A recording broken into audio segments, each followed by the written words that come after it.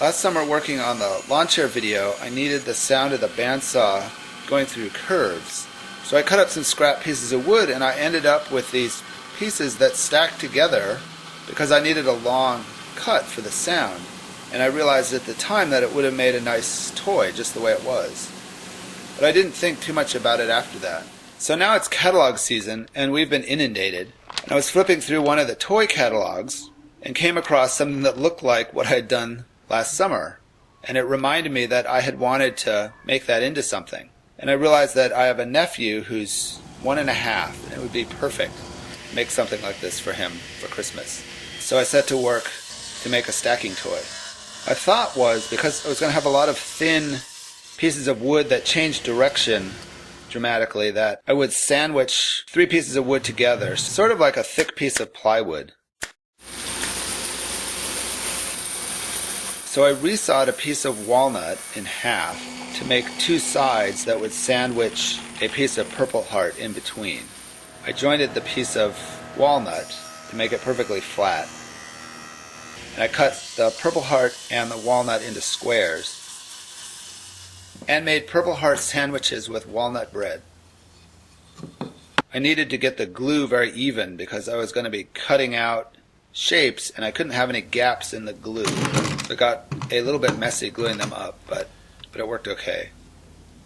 I needed to use a lot of clamps, not so much to get a lot of pressure, but to get the pressure even, so that the glue joint was very even, and the outside didn't matter so much as far as what that looked like.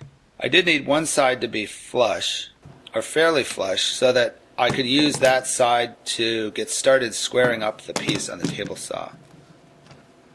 So I cleaned the glue off of that side and then sanded that side. And then once I had that one flat face, I could use that to square up the rest of the piece on the table saw.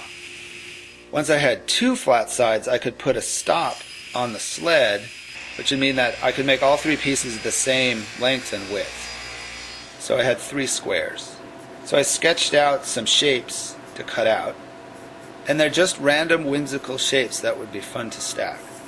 One sort of an arch, one sort of a wave, and one's sort of an arch with bumps.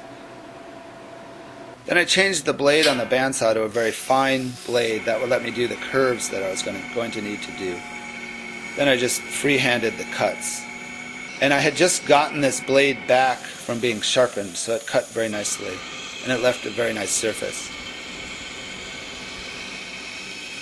Then what I wanted to do was to round over that cut edge. So I found my smallest round over bit, which I think is 1/8 of an inch. And I went around to all of the curved surfaces and knocked down that edge, which would make the piece less sharp, obviously, but it would also accentuate the cuts a little bit more when the piece is put together. You can see the sandwiching of the walnut and the Purple Heart. Then the edges that I couldn't get with the shaper, I did on the disc sander. Then some of the concave curves I did with the spindle sander. And there was a little bit of burning from the bandsaw, so I tried to cut that off.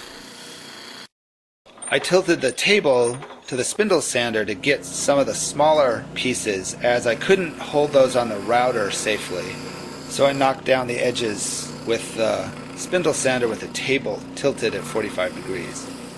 Then it was time for finish, and this is the same linseed oil beeswax mix I've been using. It's very safe for kids.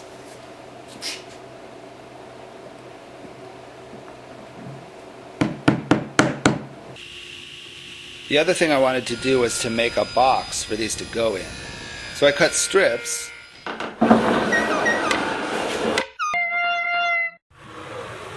and then 4 sides, 2 short sides and 2 long sides. And I thought I would do a box joint at the corners. So I put in the dado blade. The way that I found to do box joints is to cut out a stick that's the size of the hole that I'm going to make for each finger on the box joint, and make a fence for the miter sled and have the stick stick out of that fence. Then from there what you can do is cut each finger and then move your piece over and it sits on that stick, and that stick holds it at the right location. And you can just sort of walk the piece along and make the fingers. Now you can see on the short side the end is solid, and on the long side the end is a gap, so that when they fit together the solid fingers will fit into the void of the fingers on the other side. Now for the top and bottom, I had some pieces of salvaged plexiglass that I had, and they're 1/4 of an inch thick, so I had to cut a dado in the sides to receive the piece of plexiglass. So this is how the box goes together, with the sides, the bottom, and a top. Then it was a matter of gluing the sides together, which was straightforward. I did need to remember to put the bottom in before I glued the last side on, as the bottom will be glued in place with the wood. Once the glue set up, I could take the clamps off and the lid slides into place. The final thing to do to the box is just to clean up the joints and the top and the bottom so they're perfectly flush. And I wanted to round over the finger joints. Now the stacking pieces have to go into the box.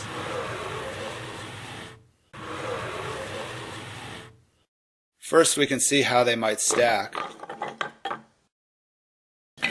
and then sort themselves out to go into the box. For now, I'm not going to include the little pieces because they could be a choking hazard. And there it is.